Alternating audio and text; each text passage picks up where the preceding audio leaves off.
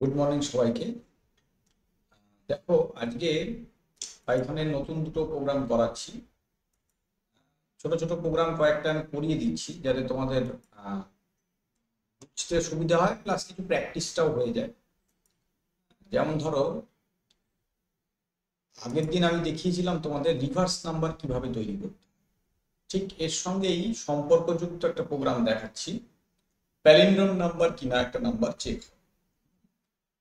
Palindrome number মানে হচ্ছে নাম্বারটার সামনের দিক থেকে আর পেছন দিক থেকে সেম হবে। মানে ধরো 111, ঠিক আছে, বা 121, এই ধরনের নাম্বারকে প্যালিন্ড্রোম নাম্বার। এখানে আমরা রিভার্স নাম্বার তো অলরেডি তৈরি করে ফেলেছি, দেখতেই পাচ্ছ। এইবার রিভার্স নাম্বার তৈরি হয়ে যাওয়ার পর যদি আমরা একটা চেক করে নিই তাহলে পরেই বুঝতে পারবো এলস পার্টটা এখানে প্রয়োজন নেই, বা এলস এর ভেতরেও বাকিটা লিখতে পারি, প্রয়োজন নেই, এখানে লিখছি না। লুপটা ঘোরার কমপ্লিট হয়ে গেল, তারপর আমি চেক করব, মানে আমার এস এর ভেতরে এই মুহূর্তে রিভার্স নাম্বারটা আছে। নামটা এস এর বদলে আর করে দিই, তাহলে সুবিধা হবে।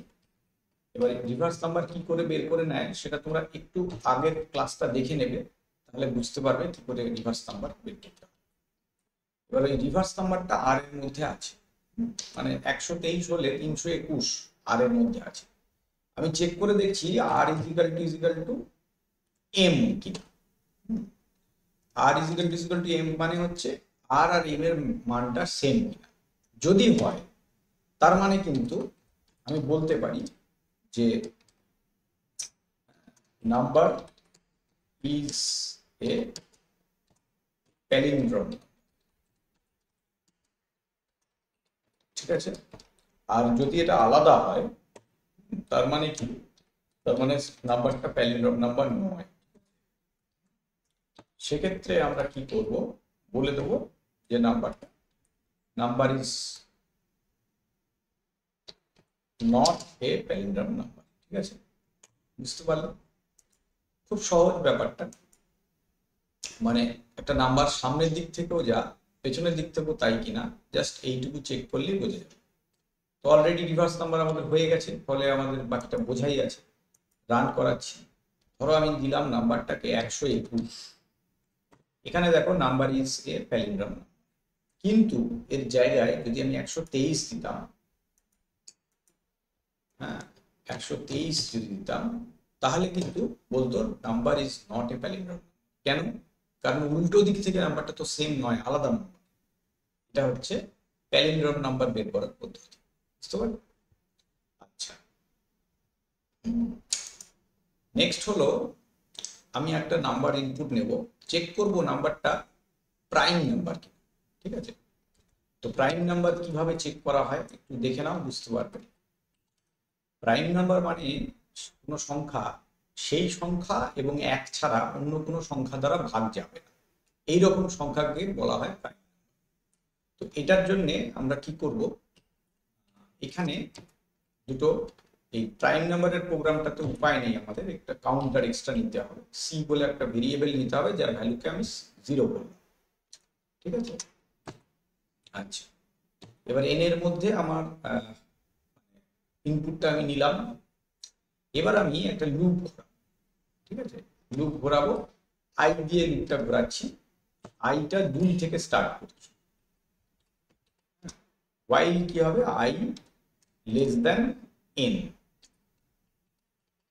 এই লুপটা এই পর্যন্ত ঘুরবে। ইনফ্যাক্ট এন ভ্যালু 2 করলেই হয়ে যায়, তবু আমি আই লেস দ্যান এন অব্দি নিয়ে যাচ্ছি। এর ভেতরে কি হবে সেইটা খেয়াল। ওয়াইল লুপের মধ্যে কি হবে, যদি N modulus I equal to 0, এটার মানে হচ্ছে যদি সংখ্যাটাকে আই দ্বারা ভাগ করে ভাগশেষটা 0 হয়, তাহলে আমি সি এর মানটা 1 করব, ঠিক আছে। আর কিছু করবো না, শুধু এইটুকু। আর ভাগ না গেলে তো কিছু হবেই না, ওর মধ্যে ঢুকবেও না, বেরিয়ে আসবে, ব্যাস, দ্যাটস অল।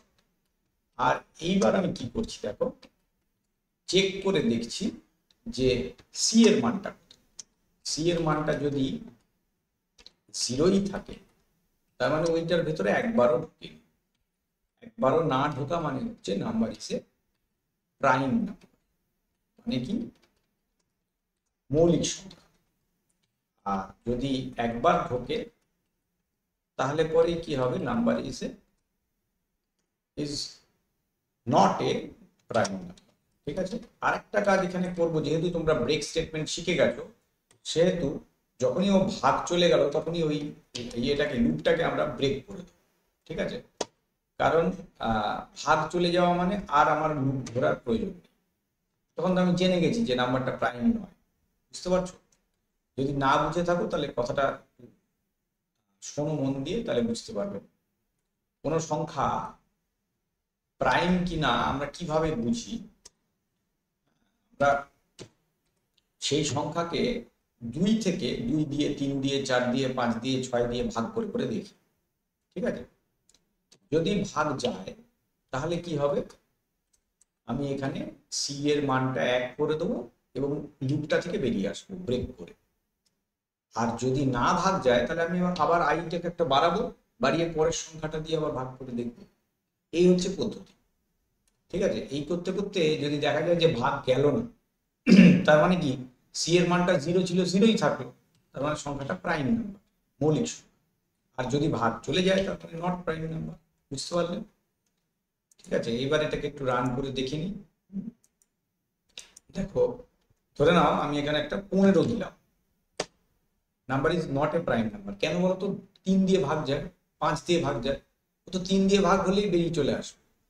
কিন্তু যদি আমি এইটা মানে 15-র বদলে একটা অন্য এমন কোনো সংখ্যা দিই, ধরো দিলাম 17, দেখো number is a prime number. কেন? কারণ ওটা কোনো সংখ্যা দিয়েই ভাগ দেয়, সেই জন্য নাম্বারটা প্রাইম নাম্বার। বুঝতে পারলে? এইভাবে আমরা প্রাইম নাম্বার বের করতে পারি। আর আগের প্রোগ্রামে আমি দেখালাম এইভাবে আমরা প্যালিন্ড্রোম নাম্বার কিনা কোনো নাম্বার, সেটাও চেক করতে পারি।